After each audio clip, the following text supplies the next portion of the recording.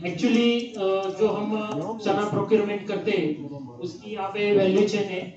तो आप देख सकते हो कि जो योगेश सर ने बताया कि हम पहले वेयर हाउस कैसे मैप करते हैं, उसके बाद में फर्स्ट ऑफ ऑल हम जो पहले प्रैक्टिस करते हैं जिससे हमें माल खरीदी करना है, तो वो जो एफपीओज है तो उनका हम पूरा स्टेटस चेक करते हैं। तो उसमें हम उनके जो क्लीनिंग ग्रेडिंग मशीन है उनके पास हेलो उनके पास स्टोरेज स्ट्रक्चर होना चाहिए। बेसिक बेसिक जो इम्प्लीमेंट्स है, जो क्लीनिंग ग्रेडिंग मशीन है, मॉइस्चर मीटर्स वगैरह है, वो हम सब उनके पास चेक करते हैं अवेलेबिलिटी। तो उसके बाद में हम क्या करते हैं, जो भी उनका प्रोड्यूस है उनका हम एग्रीगेशन करते हैं। और उसमें एग्रीगेशन करने के पहले हम उसको क्लीनिंग ग्रेडिंग उनकी जो मशीन है उस पर हम क्लीनिंग ग्रेडिंग करते हैं। जो एक एनईएमएल करके एक प्रोजेक्ट एक पोर्टल है, उस पे हम उस फार्मर्स की लॉट एंट्री करते हैं।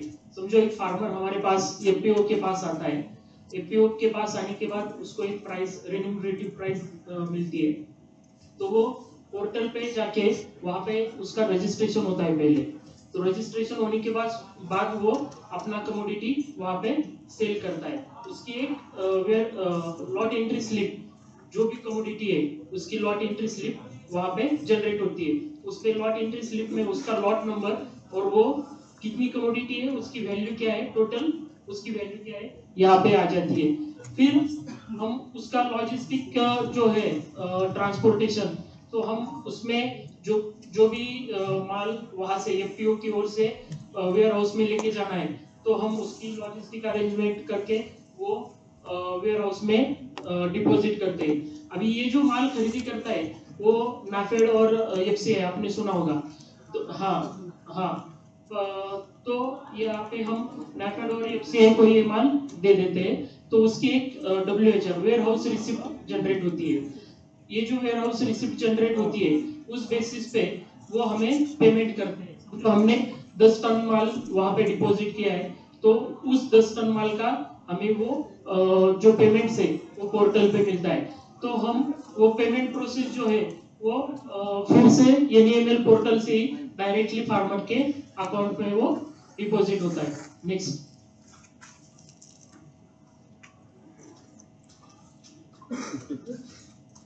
अभी ये जो प्रोक्योरमेंट मॉडल है उसमें हम क्या करते हैं, पहले जैसे मैंने बताया कि हमने जो प्रोडक्शन एस्टिमेट है उसके first production estimate, second production estimate और थर्ड फाइनल प्रोडक्शन एस्टिमेट, उस बेसिस पे हम डिस्ट्रिक्ट वाइज हम उसकी प्रोडक्टिविटी डिफाइन करते हैं। कि समझो आपके बारामूला डिस्ट्रिक्ट में उसका प्रोडक्शन ज्यादा होता है, दूसरे डिस्ट्रिक्ट में कम होता है, तीसरे डिस्ट्रिक्ट में और कम होता है। तो उस बेसिस पे हम उसकी प्रोडक्शन पहले प्रोडक्टिविटी डिफाइन करते हैं। बाद में हम जो अपॉइंटमेंट एफपीसी है उसकी जो अपॉइंटमेंट कैसी होनी चाहिए, उसके पास मैंने जैसे बोला कि क्लीनिंग ग्रेडिंग मशीन है, उसके पास स्टोरेज स्ट्रक्चर है, वो सब होना चाहिए। उसके बाद में हम वो जो कमोडिटी हमें खरीदी करनी है उसके लिए हम अवेयरनेस प्रोग्राम करते हैं। जैसे आपने बताया कि सर ने भी बताया कि आप विलेज लेवल पे, हाँ,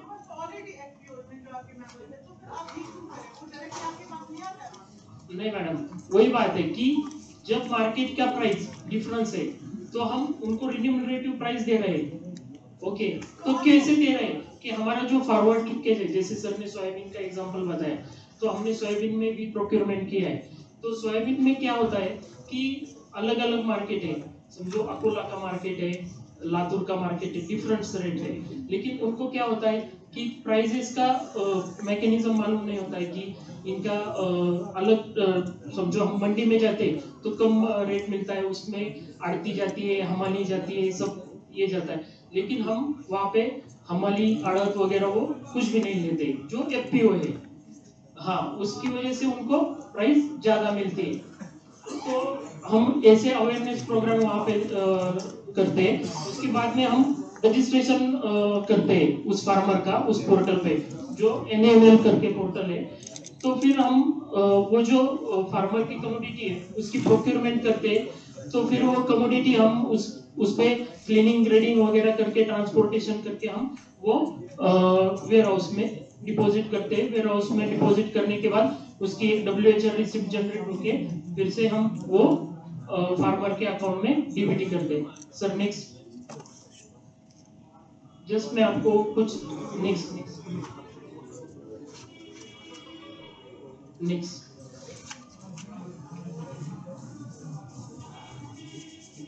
ये हमारा जियोग्राफिकल रीच है जो हमने अब तक जो कम्युनिटी प्रोक्योर की है। सर टेबल, जो मेजर चने का प्रोडक्शन बेल्ट है वो मराठवाड़ा करके एक रीजन है, वहाँ पे होता है। जैसे कि लातूर है, लातूर में हमने 66,000 मेट्रिक टन की चना प्रोक्योरमेंट किया है। उसके बाद में हमने बुल्डाना में 33,000 मेट्रिक टन। सर नेक्स्ट थोड़ा सा बस। उसके बाद में हमने नांदेड़ में 48,000 मेट्रिक टन का हमने चना प्रोक्योरमेंट किया है। तो हमने नेफेड के लिए 2,79,000 मेट्रिक टन हमने चना प्रोक्योर किया है। उसके बाद में हमने 22,000 मेट्रिक टन हमने FCI के लिए चना प्रोक्योर किया है।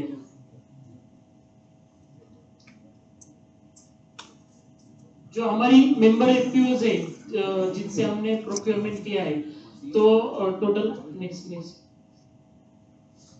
325 सेंटर्स हमारे यानी कि 325 FPOs है जो हमें ये सब कमोडिटी प्रोक्योर करके देती है नेफेड के लिए। जो टॉप की जो 10 हमने कुछ FPO के नाम यहाँ पे लिखे, खातपुर फार्मर प्रोड्यूसर कंपनी जो लातूर में है, वो 5,000 मेट्रिक टन की उन्होंने कमोडिटी हैंडल की है। सबसे ज्यादा लातूर डिस्ट्रिक्ट में जो मराठवाड़ा रीजन है वहाँ पे कमोडिटी प्रोक्योर हुई है। नेक्स्ट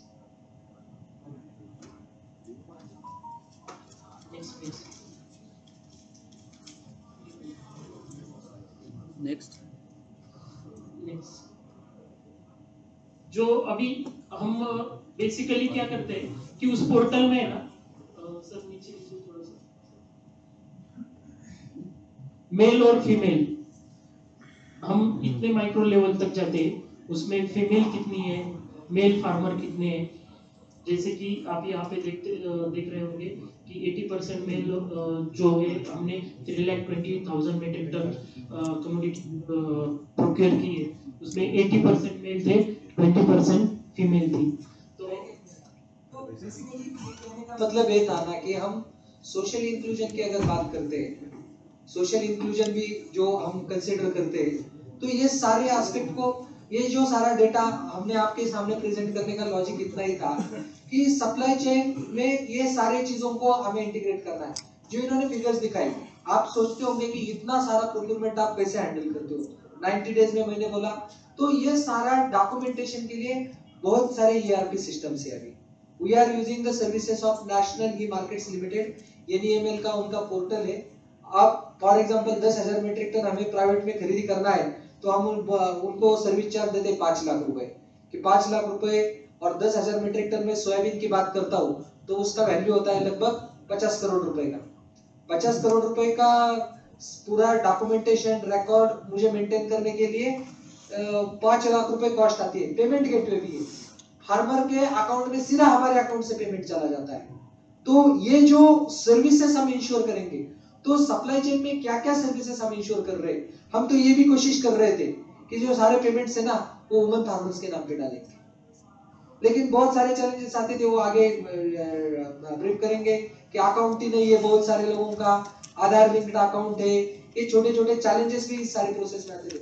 लेकिन हमारा SOP क्या है, अगर हम FPO की बात करते हैं, जब पेमेंट की बात करते हैं, तो हमारे SOP को हमें डिफाइन करना पड़ेगा। जैसे आप हमने कास्ट वाइज भी देखा कि ये जो, क्योंकि जो प्रोक्योरमेंट के समय जो डेटा इनपुट्स आते थे ना, बेस्ड ऑन उस डेटा इनपुट्स को हमने इवेल्युएट किया कि स्मॉल एंड मार्जिनल फार्मर कितने हैं, कौन से फार्मर को क्या जरूरत है, किस तरीके से हमें सप्लाई चेन को हैंडल करना है। नेक्स्ट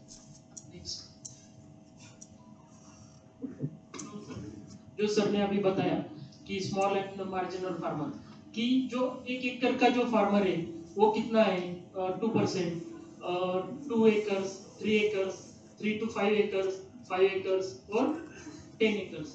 जो टोटल यहाँ पे आपने देखा होगा कि जो स्मॉल एंड मार्जिनल फार्मर्स इनका जो प्रोक्योरमेंट वो जो माल देते हैं ज्यादा से ज्यादा 1 to 3 एकर्स में, तो जो हमें कमोडिटी उनसे मिली है वो लगभग 40% कमोडिटी हमें उनसे प्रोक्योर हुई है।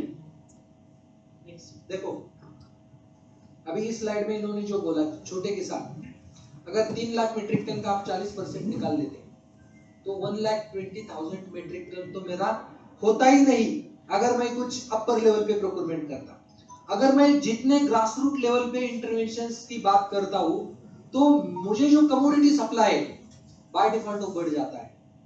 तो हमें वैल्यू चेन में और उसी किसानों की जरूरत है। ज्यादा लॉयल्टी जो रहेगी, लॉयल्टी फार्मर वही रहेगा if he is getting benefits through your FPO model.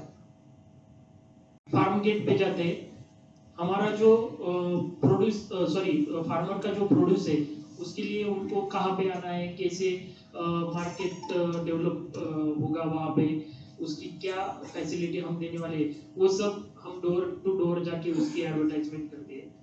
तो हम कुछ मीटिंग्स भी डिस्ट्रिक्ट लेवल पे लेते हैं, जैसे कुछ पॉम्पलेट्स वगैरह जो भी हमारे ग्राम पंचायत लेवल है, कुछ हम ऐसे व्हीकल्स भी हर एक गांव में देते हैं कि वो उसकी पब्लिसिटी करें। नेक्स्ट,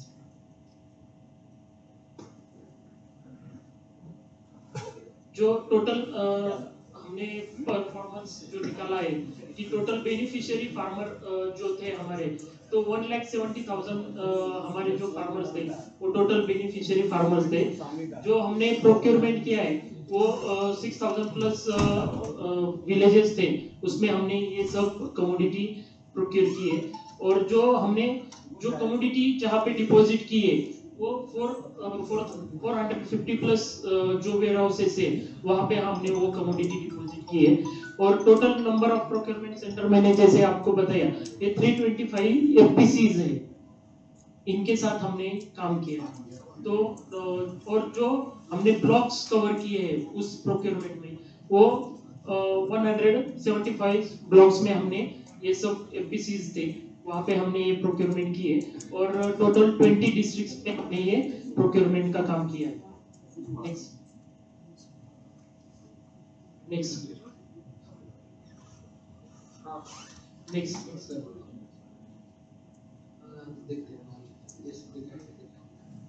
जो हमने रॉ मटेरियल लेते हैं जिसमें हम पैकेजिंग करते हैं, तो वो हम जूट कमिश्नर ऑफ रहते हैं, जो जूट बैग्स रहती है हम डायरेक्टली वो कोलकाता से प्रोक्योर करते हैं जूट बैग्स, जहाँ पे जिसमें हम कमोडिटी को पैकिंग करते हैं। पैकिंग मटेरियल हम कोलकाता से ही लेते हैं।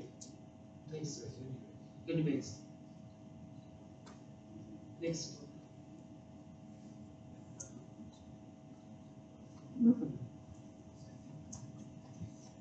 जो अभी मैंने बताया कि हमने इतने माइक्रो लेवल में गए कि हमने टोटल 21 वीक्स में कैसे कैसे प्रोक्योरमेंट किए।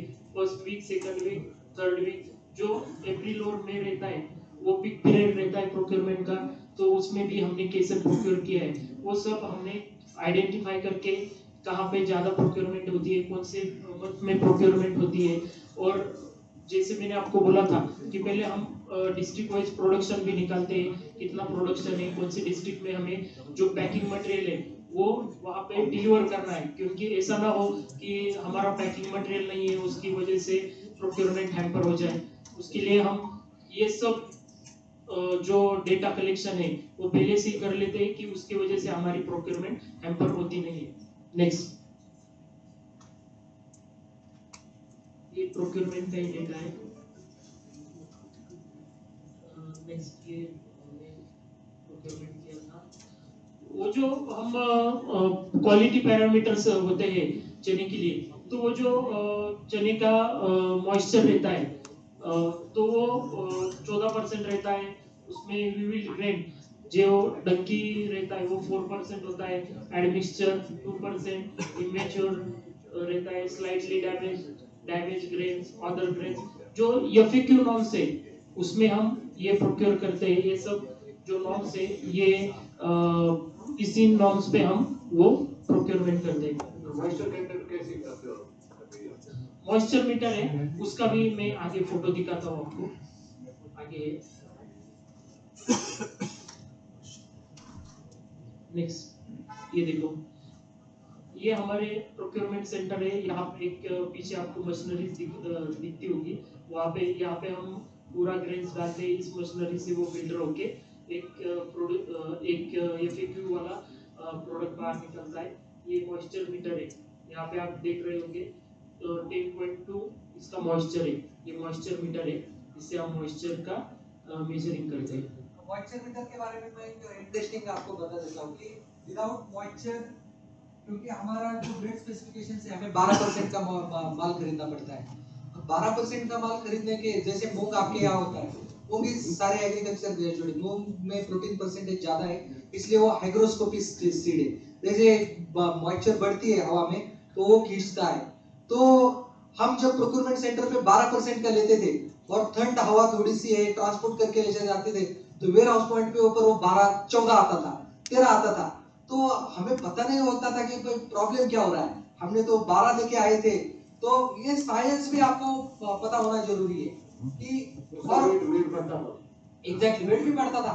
अब इंटरेस्टिंग पॉइंट और एक होता है, जब हम वेयर हाउसेस में माल रखते थे, समर के सीजन में हम प्रोक्योरमेंट करते थे, हमारी चना की क्वांटिटी जो थी, मॉइस्चर थी, वो 10% तक आती थी।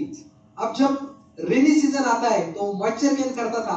अब मॉइस्चर गेन करने के बाद क्या होता था, जब माल निकालते समय तो वेट करके निकालते थे, वो बोलता था कि आपका 20 टन माल ज्यादा हो गया है इसमें। हम सोचते ज्यादा कैसे हो गया माल, तो क्योंकि अगर 1000 मेट्रिक टन उसमें भर के रखते हैं तो 15-20 मेट्रिक टन तो बढ़ता ही है। तो हमें समझ में आया कि this is the variation due to the moisture. तो आप क्या करने लगे, जैसे अब सोयाबीन है, सोयाबीन भी जब हम खरीदते हैं तो आप कोई किसान 14% का लेके आता है, तो हमें पता है 2% पानी है उसमें, हमारा 12% का रेट मान के चलो 5000 है, तो आप बोलते हैं 2 किलो तो वो पानी दे रहा है, मुझे पानी का पैसा मैं कट कर लेता हूँ, जो आपने प्राइस डिस्कवरी का क्वेश्चन बोला। तो हम बोलते हैं देखो भाई आपका मॉइस्चर 14 है, मुझे 12 का चाहिए, 12 का रेट मेरा 5000 रुपए है, तो 2 केजी का मैं 100 रुपए कट कर लेता हूँ, आपको 1400 रुपीज आपको रेट मिलेगा। सो जो मार्केट है ना, market itself has very dynamic science.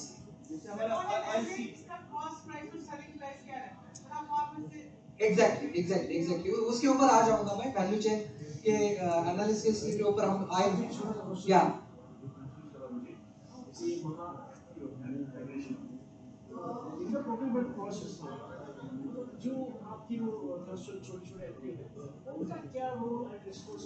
ये सारा रोल उनका ही है। ये जो देखो आपको दिखाया, अमोल जी ने एक आपको फोटो दिखाया, ये वेयर हाउसेस इंफ्रास्ट्रक्चर उन लोगों का है। उन्होंने एक बताया आपको, आपने जो बोला मोबिलाइजेशन स्ट्रेटेजी में एफपीओ को प्रोक्योरमेंट सेंटर चाहिए। हम बोलते हैं चलो आप गांव में जाओ, हमें ये मत बताओ आप गांव में जाओ, आप किसानों की मीटिंग्स करो। वो बोलते हैं हमारे पास 50-100 फार्मर है, कोई दिक्कत नहीं, आपको मेंबर नहीं बढ़ रहा है, आप गांव में जाओ। यू विल नॉट बिलीव, हमने एक कैंपेनिंग किया था इसी समय, हमने टास्क दिया एफपीओ को कि आप जितने गांव में जाते हैं, आपके पेरीफेरी में कितने विलेजेस है, 30 विलेजेस है, आप मॉर्निंग में जाओ, शाम में जाओ, कैसे कैंपेनिंग करना है क्या कर लो, और किसानों को इसका अवेयरनेस करो। ये एलिजिबिलिटी क्राइटेरिया हमारे साथ जुड़ने का था उसका। तो क्या आपने कल जो क्वेश्चन आया था कि मोबिलाइजेशन की स्ट्रेटेजी क्या होनी चाहिए, हम बोलते थे मोबिलाइजेशन की स्ट्रेटेजी है, आप प्रोडक्ट लेके जाओ, लोगों के पास पहुंचो, अवेयरनेस पहले क्रिएट करो। कोई भी प्रोडक्ट देखो, अवेयरनेस ही नहीं होता है, ये एफपीओ सब बोलते हैं। हम लोग यहाँ बैठे हुए, आज कल आपने फीडबैक दे दिया, 3-4 दिन में आप एफपीओ के एक्सपर्ट बन गए। ओके, आप आपकी एक्सपर्टाइज किसको देंगे, एफपीओ के 1-2 डायरेक्टर्स को देंगे। आपकी इकोसिस्टम कितने लोगों की बनी, आपका हेड ऑफ डिपार्टमेंट, आप आपके एफपीओ के 2-4 स्टेक होल्डर, आप 5 लोग इतने एफपीओ के एक्सपर्ट बन जाते हैं कि नीचे वाले किसान को एफपीओ पता ही नहीं होता। तो हमारा ये अप्रोच होना चाहिए कि मोबिलाइजेशन कितना होगा, कितने लोगों तक हम पहुंचे, 500 लोगों तक पहुंचे, 1000 लोग, ये क्वेश्चन हमने कभी पूछा है कि भाई हमने 1000 लोगों तक पहुंचे और तब मेरा 10% फार्मर शेयर होल्डर बन चुका है, मेरा 10% कन्वर्जन अनंतनाग में है, मेरा 10% कन्वर्जन बारामुल्ला में है, 15% कन्वर्जन और कोई डिस्ट्रिक्ट में। ये जब आप स्टैटिस्टिकली नहीं बताओगे तब तक आप जो इनपुट्स देंगे वो जनरल नॉलेज होगा। जनरल नॉलेज का कोई मतलब ही नहीं है। आपको ये दिखाने का इतना ही मतलब था हमारा, हम इतने माइक्रो लेवल तक गए, इतना हमने प्लानिंग किया, इतने वेयर हाउसेस मैप किए। हाँ, कौन से वेयर हाउसेस को क्या होना चाहिए, कब से उसका माल जाना चाहिए, कि क्या कैपेसिटी कितनी है, किसको पैकेजिंग मटेरियल ज्यादा देना चाहिए। नहीं तो मेरा पैकेजिंग मटेरियल ऐसा सिनेरियो होता था, आपकी कैपेसिटी है पर डे की 20 मीट्रिक टन की और इनकी कैपेसिटी 500 मीट्रिक टन की। मेरा पहले जब बेसलाइन सारा चीज कोई अनजान है तो हम दोनों को एक नजरिए से देखते हैं। आपको भी मैं 1000 बैग देता हूं, आपको भी मैं 1000 बैग देता हूं। बाद में मुझे पता चलता है कि आपका 1000 बैग होने में 10 दिन लगते हैं और ये एक ही दिन में 1000 बैग करते हैं। तो मुझे समझ में आया कि मेरा इन्वेंटरी मैनेजमेंट कहां पे गड़बड़ हो रहा है। और ये जो आपने कहा, हमारा रोल ये सारा प्लानिंग का रोल है। ये प्लानिंग सारे प्लानिंग करें, प्लानिंग करके एफपीओ को ये करें, डिजिटलाइज प्लेटफॉर्म जो आपने कल डिजिटल प्लेटफॉर्म है, सारे आउटसोर्सिंग सर्विसेज है। कल जो आपने डिजिटल प्लेटफॉर्म आप बोल रहे थे वेबसाइट बनाएंगे, बहुत सारे सॉल्यूशंस है कि आपको वेबसाइट और एक टूल्स भी मिलते हैं, कोई करने की जरूरत नहीं। ईआरपी सिस्टम्स आप उनको ईआरपी को हायर करो, ईआरपी आपको डिजिटल मार्केटिंग के लिए भी ईआरपी सिस्टम्स मिलने वाले। तो पॉइंट ये है कि वी शुड थिंक कि जो इकोसिस्टम स्टेक होल्डर्स है उनको हम किस तरीके से ऑर्गेनाइज कर पाते हैं। ठीक है, आपने देखा होगा कि जो मॉइस्चर मीटर से जहाँ पे हम प्रोक्योरमेंट सेंटर है, यहाँ पे हम मशीन के जरिए हम क्लीनिंग ट्रेडिंग करते हैं। नेक्स्ट, ये भी ये जो फार्मर्स है वो उनके व्हीकल्स में ऐसे कमोडिटी लेके आते हैं। ये ओपन स्ट्रक्चर है मशीन्स का, यहाँ पे वो माल डालते हैं। उसके बाद में वो क्लीनिंग ट्रेडिंग होके यहाँ पे आप देख रहे हैं कि यहाँ पे वो पैकिंग मटेरियल में पैक होता है। नेक्स्ट, जो अभी सर ने जैसे बताया कि जो हमने 450 प्लस जो हमारे वेयर हाउसेस है जहाँ पे हमने ये मटेरियल डिपॉजिट किया है, ये सब उसका मैप है। जो स्टेट वेयर हाउसिंग कॉर्पोरेशन के ये सब वेयर हाउसेस है।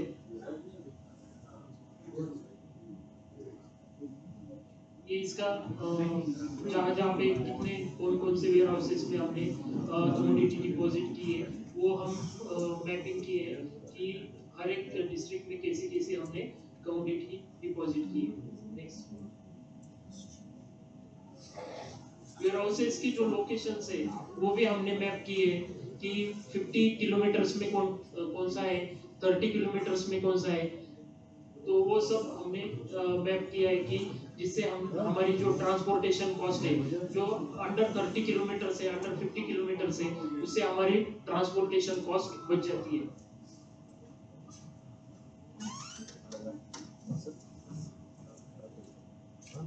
जो हमारे हायर गोडाउन है उसमें भी हमने कैसे कैसे कमोडिटी डिपॉजिट किए, ये सब उसका मैपिंग है। जो फाइनेंशियल मैनेजमेंट है इसमें हमने एमएसपी है, उसमें जो इंसिडेंटल कॉस्ट है उसमें हमने कैसे कैसे फार्मर्स को सॉरी एफपीओ को बेनिफिट्स दिए उसके ये फिगर्स है। नेक्स्ट, हेलो, जो फार्मर्स की पेमेंट से उसका भी हमने कुछ चार टेबल्स वगैरह बनाए हैं जो मैपिंग है कि फर्स्ट वीक में हमने कैसे पेमेंट्स किए, सेकंड सॉरी मार्च में कैसे पेमेंट किए, अप्रैल में, मई में, जून में, इतने माइक्रो लेवल तक हम वो सब एनालिसिस करते हैं। मंथली इनफ्लो कैसा है, जो इनफ्लो और आउटफ्लो वो भी हमारा कैसा है कि हमने मार्च में कैसे पेमेंट किए, अप्रैल में कैसे पेमेंट किए। जो रिटर्न पेमेंट्स आते हैं जो जनधन के अकाउंट्स थे कि उसमें एक प्रॉब्लम आता था कि माइनर्स के भी कुछ अकाउंट्स थे कि उसमें फार्मर है वो क्या करते थे, उनके बच्चों का अकाउंट नंबर देते थे, फार्मर्स के अकाउंट नंबर नहीं रहते थे, तो उनके स्कॉलरशिप्स वगैरह ऐसे अकाउंट्स थे, तो उसकी वजह से वो पेमेंट्स रिटर्न आ जाते थे। तो उसलिए हमने वो भी निकाला है कि हमने पेमेंट कितना किया और उसमें से रिटर्न पेमेंट्स कितना हुआ है, वो भी हमने इनफ्लो आउटफ्लो निकाला था। जो टाइप्स ऑफ बैंक्स है वो भी हमने एनालिसिस किया है कि नेशनलाइज्ड बैंक्स में कितने फार्मर्स के अकाउंट है, कोऑपरेटिव बैंक्स में कितने अकाउंट है, एनबीएफसी में कितने बैंक्स अकाउंट बैंक फार्मर के अकाउंट है, रूरल बैंक में कितने फार्मर के अकाउंट है, और प्राइवेट बैंक में। उससे क्या होता है कि एक एनालिसिस हमें ऐसा मिला है कि नेशनलाइज्ड बैंक में जो भी फार्मर है उनके पेमेंट्स विदाउट एनी हर्डल्स जाते थे, वो पेमेंट्स रिटर्न नहीं आना, कि उनके जो आईएफएससी वगैरह है वो क्लियर कट होते थे, उसकी वजह से हमें वो दिक्कत नहीं आती थी पेमेंट करने के लिए। हमें ज़्यादा से ज़्यादा प्रॉब्लम जो प्राइवेट बैंक है, कोऑपरेटिव बैंक है, उसमें ज़्यादा प्रॉब्लम्स आता है कि जो पेमेंट्स है उनके आईएफएससी गलत पोर्टल में अपलोड होते हैं, कहीं पे वो बैंक पासबुक में भी एरर्स होते हैं, मैनुअल एरर्स, उसकी वजह से वो पेमेंट्स रिटर्न आ जाते थे। वो नेशनलाइज्ड बैंक में वो प्रॉब्लम नहीं आता था। नेक्स्ट, हमने वो सब जो भी कुछ ये सब कमोडिटी हैंडल की है, उसके लिए हमने ऑडिट्स और अकाउंट भी किए हैं। उसके डॉक्यूमेंट वेरिफिकेशन भी उसके बाद में हमने किया है कि डॉक्यूमेंट वेरिफिकेशन में हमने उसकी जो लॉट एंट्री स्लिप है, समझो एक फार्मर ने हमें 10 क्विंटल माल दिया है कि उसको 10 क्विंटल का जो लॉट एंट्री हुआ है वो सही हुआ है क्या, उसकी जो लॉट एंट्री स्लिप है, वो जो पर्ची है उसमें 10 क्विंटल उसके इनटू जो प्राइस है उसकी टोटल वैल्यू बराबर है क्या, उसके लिए हमने वो लॉट एंट्री स्लिप भी चेक की थी। उसका जो लैंड रिकॉर्ड है वो भी हमने 7/12 में वो चेक किया था। क्रॉप सोइंग सर्टिफिकेट, समझो उसने उसके लैंड में वो जो क्रॉप है उसकी सोइंग की है, उसका सर्टिफिकेट है। आधार, वो एग्रीकल्चर ऑफिसर्स है, और वहाँ के जो पटवारी है, वो जो पटवारी है वो भी इशू करते हैं उसको। अभी जो इन्होंने बताया, देखो इंटरेस्टिंग पॉइंट इसमें ये है कि मैंने शुरुआत में कहा कि हमारा जो मॉडल है ना वो फार्मर सेंट्रिक मॉडल होना चाहिए। आज भी क्या चैलेंजेस आता है एफपीओ में, हम बोलते हैं कि मेंबर सेंट्रिक एफपीओ है, सारा चीजें मैंने आपको बोला वो कमीशन एजेंट के तौर पे उन्होंने काम करना चाहिए, किसानों को सर्विस देना चाहिए, लेकिन एफपीओ को लगता है कि मैं मुनाफा कैसे जनरेट करूं। वो मुनाफा जनरेट करने के चक्कर में वो क्या करता है कि किसान से डिस्काउंटिंग में माल लेता है और वो हायर रेट पे बेचे और बीच में मुनाफा जनरेट करे, और फिर आपने कल डिविडेंड और ये सारी चीजों की बात की।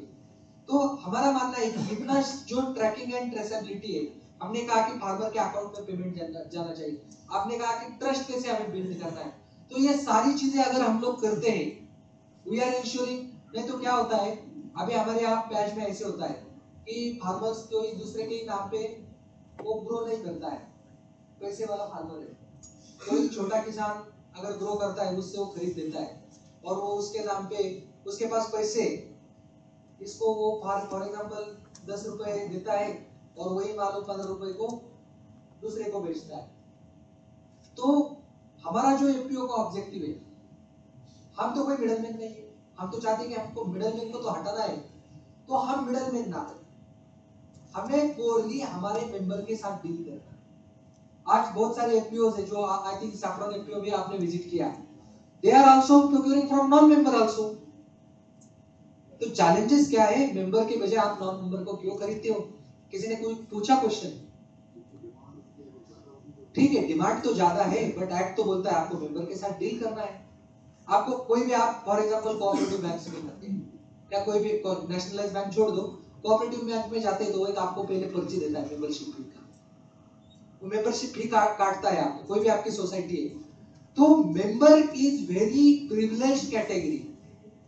क्या आप नॉन मेंबर के साथ डील कर सकते हो और नहीं कर सकते, वो एक अलग डिस्कशन पॉइंट है। लेकिन मेरा मानना ये है कि if we are talking about the MPOs, we should ensure that मैं मेरे मेंबर को क्या सर्विसेज दे रहा हूँ। I am not Reliance, चाहे मैं रिलायंस का शेयर होल्डर हूँ या नहीं हूँ, but I am using Jio card. It is not mandatory because they are service providers. लेकिन मैं जिस लेवल का सर्विस प्रोवाइडर्स हूँ, I am dealing with the primary producers. ये ऑर्गेनाइजेशंस किसके लिए बनी हुई है? किसने बनाई है? फार्मर्स ने बनाई है, फार्मर्स के लिए बनाई है। तो वी शुड, नहीं तो ये एफपीओ क्या करेगी? ये एफपीओ कोई ट्रेडर का भी किसी ने बोला कि चलो आपके पास ज्यादा पैसे बन गए तो आप और कोई डीलर से, ट्रेडर से माल खरीद के आप बेचोगे, मेरे पास अच्छा मार्केट लिंकेजेस है। तो हमारा जो एफपीओ का मॉडल है ना, वो हमें एंड उसके कुछ फंडामेंटल्स को हमें इंटैक्ट रखना है। अगर फंडामेंटल स्ट्रक्चर को ही हम डिसमेंटल करते हैं, फंडामेंटल स्ट्रक्चर को हमने डिसमेंटल कर लिया, तो journey of FPO towards sustainability question हो ही नहीं सकता है। इतना आपने बोला क्यों सर्टिफिकेट इशू करना है? भाई किसी ने इंश्योर करना चाहिए कि कई किसान के पास नहीं होता है। हम एफपीओ वाले को ही बोलते हैं भाई आप ही जाके देखो सच में उसने ग्रो किया था नहीं किया, वो बोलता हाँ किया, तो चलो आपने certified. There should be some checks and balances, checks and balance. इसलिए मैंने कहा कल भी जो बात की, स्मार्ट एग्रीकल्चर की तरफ हमें मूव करना है। हमारी कम्युनिटी, हमारे 50 फार्मर्स हो, 100 फार्मर्स हो, हमें उनके साथ डिजिटली कैसे कनेक्ट कर सकते हैं? क्या हम उनके प्लॉट्स की जियो टैगिंग, जियो फेंसिंग कर सकते हैं? उससे क्या हमें पता चलेगा? क्या हम ऐसे सर्विस प्रोवाइडर से एंगेज करेंगे कि भाई आप सैटेलाइट के थ्रू मुझे वीक ऑन वीक बेसिस पे उसका चार्जेस ले लो, मुझे उसका स्टैटिस्टिक्स डेटा मेरे पास पहुंचा। आप सब लोगों के पास गूगल मैप। किसी ने सोचा था, हम जब मुंबई में घूमते, मुंबई तो हमें पता ही नहीं, इतनी बड़ी मुंबई, लेकिन यार गूगल मैप डालो इधर उधर से वो आपको उसी जगह पे पहुंच जाता है। कितना भी पहचान का आदमी है ना, हम बोलते हैं तुम्हारा दिमाग बंद कर लो, हमारे पास गूगल का दिमाग है, क्योंकि डेटा ड्रिवन है, यूजर ड्रिवन है, यूजर डेंसिटी ड्रिवन है। तो आई विल गेट एक्यूरेसी। मुझे पता है कि प्लस माइनस 5 मिनट में I will get my destination. तो वो प्रिसीजन आने के लिए आपकी जो कमोडिटीज है, आप जो नीश कमोडिटीज की चर्चा करते हैं, आपके एरिया की आप अगर बात करते हैं, तो मुझे लगता है कि हमने कुछ चीजों के ऊपर कॉम्प्रोमाइज नहीं करना। तो उसमें ये हमारा एक वर्टिकल ये होगा कि हमारे मेंबर्स का profile and digital profiling of members. कोई भी क्लिक करके आपको पता होना चाहिए। फॉर एग्जांपल आपके अंडर मान के चलो कि 10 एफपीओज है, मेरी 10 एफपीओज कितनी एक्टिव एंड फंक्शनल एफपीओज है, उसका अगर मुझे मैपिंग करना है तो क्या टूल्स है मेरे पास, क्या रेटिंग मैं करूंगा कि ये एफपीओ अच्छी है, वो एफपीओ अच्छी है। कल मैंने बताया कि ऑडिट बैलेंस शीट से चीजें आप लोग देख पाओगे। बट अपार्ट फ्रॉम दैट, अगर हम बात आती है कि कितने एक्टिव मेंबर्स हैं, मैंने बहुत बैलेंस शीट तो बहुत स्मार्टली मैंने मेरा दिखाया है, बट मेरे एफपीओ के अगर 300 मेंबर्स है, उसमें अगर 50 मेंबर्स ही एक्टिव है, तो क्यों ना मेरे 200 मेंबर्स एक्टिव नहीं है? तो हम तो बात कर रहे हैं कि मोबिलाइजेशन करके हमारे 300 मेंबर्स तो बना दिए, लेकिन 300 मेंबर्स एक्टिव क्यों नहीं है? तो ब्यूटी ऑर्गेनाइजेशंस की ये है कि हमें एक्टिव मेंबर्स का नंबर बढ़ाना है, और एक्टिव मेंबर्स का नंबर जब हम बढ़ा, देखो हर लेवल पे चैलेंजेस है। पहले हम बोलते हैं एफपीओ करो, मोबिलाइजेशन करो, शेयर होल्डर्स बनाओ, चलो शेयर होल्डर्स बन गए। शेयर होल्डर्स बनने के बाद हम बोलते हैं यार अब एफपीओ का बिजनेस बढ़ाना है तो एक्टिव मेंबर्स बढ़ाओ। तो ये चैलेंज रुकने वाला नहीं है, तो दिस इज द जर्नी है। तो हो सकता है आपने मोबिलाइजेशन 300 किसानों का किया, 200 किसान ये आपके एक्टिव रहेंगे, 100 किसान बोलेंगे यार मेरा भरोसा नहीं है, I am getting good prices in other alternative marketing channel. तो हो सकता है, that is freedom to the farmer, जो मैंने महाराष्ट्र की फ्रीडम की बात की।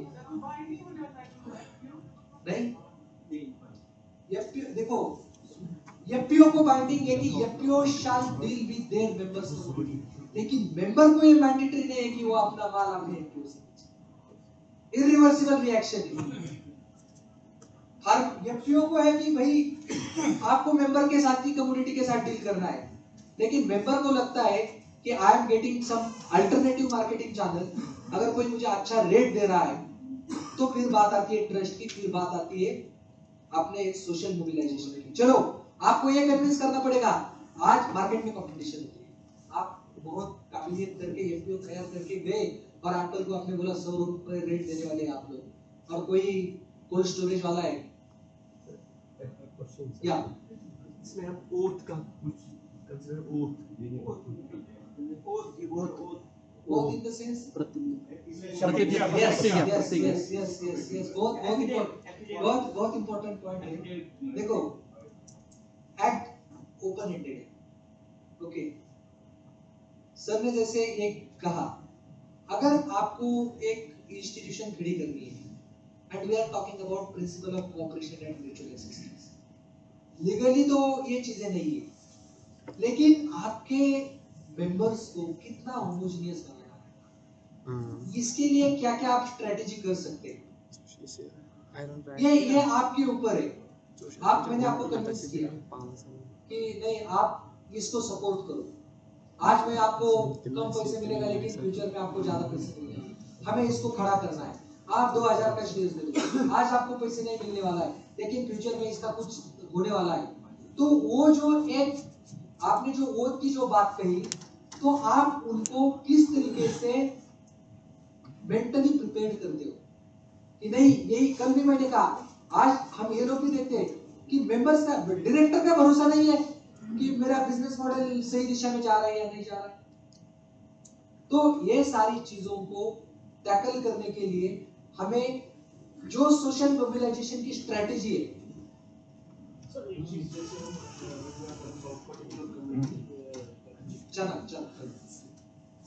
इसमें जब जो आपका पैसा है, जो हम उससे ब्रोकर करते हैं, उसको जो मिलता है, वो भी Remi sir, क्या आवश्यक कर्मी में है पैसे. यस. इसीलिए मैंने शुरुआत में ही कहा आपका रोल क्या है. इसीलिए मैं शुरुआत में कहा कि मुझे एजेंट के रोल पे जाना है. आई एम लुकिंग, अगर मुझे एफपीओ, मेरे एफपीओ के पास देखना है, तो I am looking toward my FPO as agents. Yes, technically वही मैं आपको समझा रहा था कि आपके अभी देखो, where are commission agents? Legally commission agents are sitting in the mandi which are located either at the block level, district level or state headquarter level. हम ऐसा एफपीओ तैयार कर रहे हैं जो गांव लेवल पे मुझे सर्विसेज प्रोवाइड करता है. गांव लेवल कोऑपरेटिव्स, कारपोरेट कोऑपरेटिव्स है, और कारपोरेट कोऑपरेटिव्स के तौर पे अगर हम इसको चलाएंगे, उसको उस तरीके से जाएंगे, अगर मान के चलो कि I am full time executive director of the company, जैसे एग्जीक्यूटिव डायरेक्टर अगर है, तो board is accountable to ask me what I did. जैसे आपके भी रिव्यू होते हैं, क्या ऐसे रिव्यू होते हैं? नहीं तो सारे बोर्ड आके बैठते हैं, यार चलो हाँ ये हुआ, ये रोल एंड रिस्पांसिबिलिटी जब फिक्स होगी तब काम प्रोफेशनली होगा. लेकिन मुझे एपीओ डेवलप करना है, मैं एपीओ ये करके, ये तो सब लोग सोचने वाले हैं ना. सरकार सोचती है, हम लोग सोचते हैं, आप लोग इधर बैठ के सोचते हैं, कोई वर्ल्ड बैंक में बैठ के सोचता है कि भाई किसानों की तरक्की होनी चाहिए. लेकिन जो ग्राउंडिंग है, ग्राउंडिंग करने के लिए हमें शुरुआत के 1-2 साल में वही एंगल से जाना पड़ेगा, जहाँ पे हम नॉन फॉर प्रॉफिट के हिसाब से देखेंगे, तभी चीजें आगे बढ़ सकती है.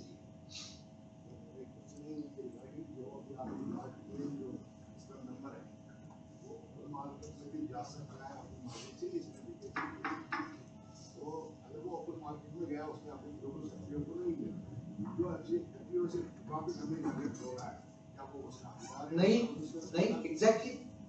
एग्जैक्टली देखो, पैट्रोनेज बोनस की कंसेप्ट है. अब मिल्क कोऑपरेटिव आपके यहाँ है, हमारे यहाँ मिल्क कोऑपरेटिव होती है.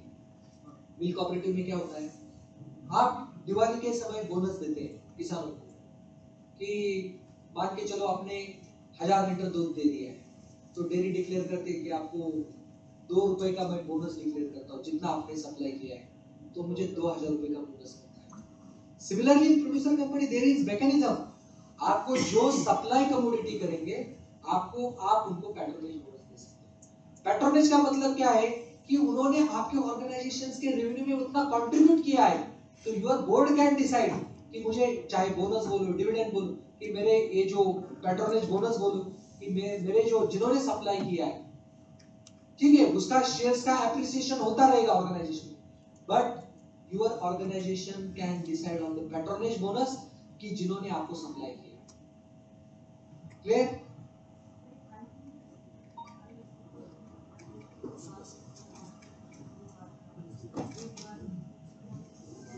नहीं देखो, साल में आप कंपनी है, आपको एनुअल फाइनेंसेस है, आपका फाइनेंशियल ईयर 1 अप्रैल से चालू होता है, 31 मार्च को क्लोज होता है। तो फाइनेंशियल ईयर वाइज आपका क्या पैटर्नेज आया है, दैट इज, एंड आप उसको एडिशनल वोटिंग राइट्स भी दे सकते हो। जो मैंने बात कही ना, ये डेमोक्रेसी है अल्टीमेटली। एफपीओ यानी कोऑपरेटिव्स भी है, ओके, एफपीओ यानी इलेक्शंस भी है। आप तो अभी आप शुरुआत में देख रहे हो, आप 2 साल के बाद बोलेंगे ना यार उस एफपीओ में बहुत झगड़े हो गए, वो डायरेक्टर का जमता नहीं है, अब उसको क्या कैसे करना है, यहाँ हाँ होता होने वाला है। तो इसलिए मैं बोल रहा हूँ कि जब ये बात आएगी, और कौन बोलेगा पता है, जो एफपीओ को कोई कमोडिटी सप्लाई नहीं करता है ना, वो क्रिटिसाइज करेगा कि भाई इनका बिजनेस मॉडल गलत है। ओके, तो इसी के लिए there is mechanism of additional voting rights. Additional voting rights आप दे सकते हो कि जो मेंबर्स आपको अच्छा सप्लाई करता है, आप बोलोगे कि इन्होंने हमारे एफपीओ को भी इतना रेवेन्यू दिया है, तो उसको हम एडिशनल वोटिंग राइट्स देंगे। हम डिसाइड करेंगे अगर 10,000 का उसने हमारे एफपीओ को प्रॉफिट उसके चलते हुआ है, तो हम उसको एक एडिशनल वोटिंग राइट देंगे, 10 additional voting right. That call can be taken by the board of directors. तो वो इकोसिस्टम सर ऐसा मुझे कुछ ऐसा समझ आया है कि जब 1960s ग्रीन रेवोल्यूशन की जरूरत थी सर, ग्रीन रेवोल्यूशन की जरूरत, तो ऐसा कुछ मुझे लग रहा है कि इस टाइम जो एफपीओज है ना सर, तो ऐसा कुछ बोलिए। 1960s में जो हमारा देश होता है प्रोडक्शन के लिहाज से बहुत ही कम थी, तो ग्रीन रेवोल्यूशन की जरूरत पड़ गई सर। ऐसा मुझे लग रहा है सर, ये जो अभी ये जो इस सेंचुरी में या इन सालों में इस चीज की जरूरत है क्या, या इससे हमारी इकोनॉमी ग्रो होगी? देखो सर ने बहुत अच्छा क्वेश्चन पूछा ग्रीन रिवॉल्यूशन के बारे में। ग्रीन रिवॉल्यूशन जो 1960s में हमारे पास आ गया, कल भी आप लोगों ने क्वेश्चन बोला ना, आपके चैलेंजेस क्या है, you are not getting good seeds, आपको सीड ही नहीं मिल रहे। 60s में क्या हुआ, इंडिया हमारे एक किसान संगठन के एक नेता थे, इनका एक अच्छा एक वो स्टेटमेंट बोलते थे अपने भाषण में हमेशा, वो बोलते थे कि भारत एक ऐसा देश है कि जिन्होंने बीज भी लाया था और सोना भी प्लेन से दूसरे देश में लेके गए थे, बीज भी प्लेन से लेके आए थे और अपना सोना भी दूसरों को प्लेन से लेके गए थे। तो पॉइंट है कि जो आपने कहा ग्रीन रिवॉल्यूशन आ गई, उस समय हमें जरूरत थी क्वालिटी इनपुट्स की, और जो प्रोग्राम भी आ गया हाई यील्डिंग वैरायटी प्रोग्राम था ना। ग्रीन रिवॉल्यूशन दूसरा क्या था, अब हाई यील्डिंग का एक मतलब ये हुआ कि ग्रीन रिवॉल्यूशन भी यूनिफॉर्म नहीं हुई अक्रॉस द कंट्री। पोर्ट कहाँ पे बने थे, जीबी पंत एग्रीकल्चर यूनिवर्सिटी थी, प्लेन से सीड्स आते थे, seed multiplication, nuclear seed, breeder seed, सारी चीजें होती थी, सीड वहीं पे बढ़ गया।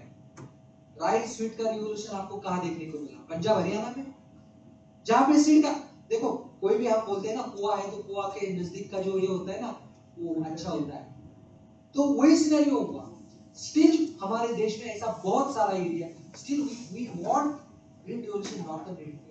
नॉर्थ ईस्ट में भी हमें लगता है कि ग्रीन रिवॉल्यूशन की जरूरत है, कोई डिस्ट्रिक्ट में भी लगता है कि उस डिस्ट्रिक्ट में आज हम पहुंचे नहीं है। तो आपका जो, और एज अ होल कंट्री अगर हम बात करते हैं, तो देश की ये सिनेरियो हो गई है कि हमारे देश में we are talking about surplus production. आज हम 300 लाख मीट्रिक टन का 300 मिलियन टन प्रोडक्शन हमारे फूड ग्रेन्स का अगर होता है, तो हमारे सामने क्वेश्चन है जो प्राइस डिस्ट्रेस है। आज हम क्या बोलते हैं कि ज्यादा प्रोडक्शन हो रहा है ना, इसलिए किसानों को प्राइस। तो आपका जो क्वेश्चन था कि ग्रीन रिवॉल्यूशन आ गई, ऑपरेशन फ्लड आ गया, रेनबो रिवॉल्यूशन की बात हमने की, येलो रिवॉल्यूशन की हमने बात की, सिल्वर रिवॉल्यूशन की हर सेक्टर में हमने बात की। ओके, अब हॉर्टिकल्चर में अलग नाम है, ग्रीन रिवॉल्यूशन इज मोर और associated with that. Agronomic crops के बारे में हम ग्रीन रिवॉल्यूशन की बात करते, व्हाइट रिवॉल्यूशन दूध के बारे में बात करते। फिर स्वामीनाथन साहब ने बोला कि कौन सा एवरग्रीन रिवॉल्यूशन, ब्लू भी हुआ। आपके मैडम इज बार-बार हमें याद करवाती है कि हमारे फिशरी को मत छोड़ो। ओके, तो ब्लू रिवॉल्यूशन भी है, हाँ येलो रिवॉल्यूशन भी है। तो ये जहाँ पे उस एरिया में, और आज जरूरत है कि आपकी स्टेट की जो पॉलिसी भी बोलती है, policy document is talking about yes your green revolution की बात आती है। तो मुझे लगता है कि जो हमारा अप्रोच है, यस हमारे नीड के हिसाब से हमें देखना पड़ेगा। What is your first funds number? Yeah. How much weight है बदल जाए? बस whatever is go from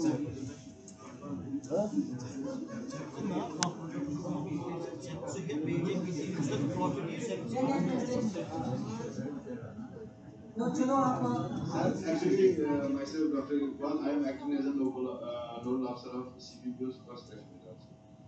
Sir, actually, your mobilization, that's not the problem. Actually, what is the problem is metamorphosis. From the जब ये FPO बनता है तो convert करने में इसे एक successful business entity, that is the problem.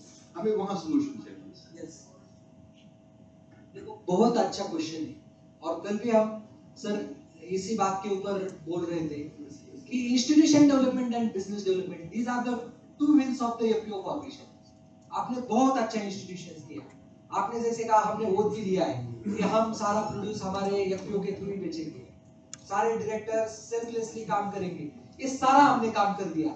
लेकिन अगर मेरे पास बिजनेस मॉडल ही नहीं है, बिजनेस मॉडल नहीं है तो मैं कैसे आगे बढ़ाऊंगा? तो इसी के लिए जो मार्केट लिंकेजेस है, मार्केट लिंकेज प्लेयर्स है, उनकी क्रुशियल जरूरत इस सारे प्रोसेस में। सुबह हम कुछ लोगों से मिल गए मार्केट में, they know all FPOs and no multinational. हमने उनको बोला सी जैसे आपने कहा मार्केट इकोसिस्टम तैयार कर, एग्जिस्टिंग चैनल में काम हो रहा है, चल रहा है लोगों का।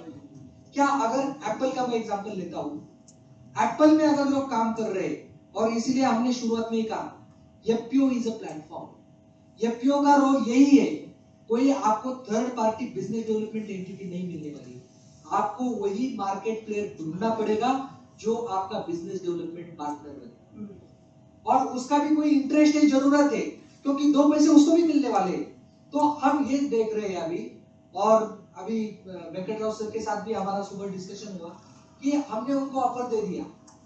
दो लोगों को हमने मंडी में सुबह बोला we will bear your cost, आप आइए, हम आपको कुछ मॉडल्स दिखाते हैं, और सेम मॉडल हमें जेएंडके के एफपीओ के साथ आपको कोलैबोरेटिव अप्रोच में आगे बढ़ाना है।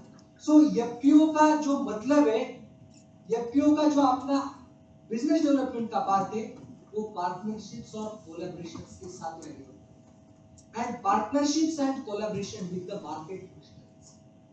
आपका सरकार का रोल है, फैसिलिटेटर इंक्यूबेटर का रोल है, आपको ब्रिज फंडिंग का रोल है।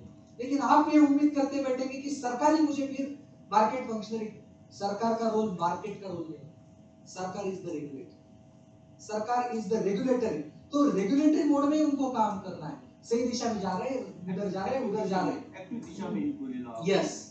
तो उसी के चलते अब हम उसी आपको जो एक असाइनमेंट भी इमीडिएटली देने वाले जो आपके कल के ग्रुप से, तो Birajdar sir will tell you about few commodities, आपको शीट्स दे देंगे, और जैसे हमने कल डिफरेंट असाइनमेंट किए थे, एक 5 मिनट का वैसे असाइनमेंट है। आप एप्पल का सप्लाई चेन क्या है, फार्मर से डिफरेंट सप्लाई चेन क्या है, वैल्यू चेन क्या है, फार्मर से कहां पे कमोडिटी जाती है, और ऐसे आप भी आपके ग्रुप से कमोडिटी बताएंगे, लीडर्स आपकी कमोडिटी बताएंगे, और उसका मैपिंग हम करेंगे। उसके बाद सर और इलैबोरेटली हम उसके ऊपर डिस्कस करते हैं। तो बिराजदार सर प्लीज कोऑर्डिनेट की कौन से ग्रुप को कौन सी कमोडिटी देनी है, शीट सप्लाई करो, और आपको खाली ड्रॉ करना है, पेन्स आपके पास होंगे, जस्ट बॉक्सेस में 3-4 बॉक्सेस में आपको लिखना है। हाँ सप्लाई चेन, यस, कि भाई एप्पल फार्मर से इधर जाता है उधर जाता है, एक पार्ट हुआ। दूसरी सप्लाई चेन आईसीपी है, तीसरी सप्लाई चेन आईसीपी है उसी कमोडिटी की। तो इमीडिएटली आप थोड़ा सा उसको पुट डाउन करो, फिर we will come to point of discussion associated with the business development.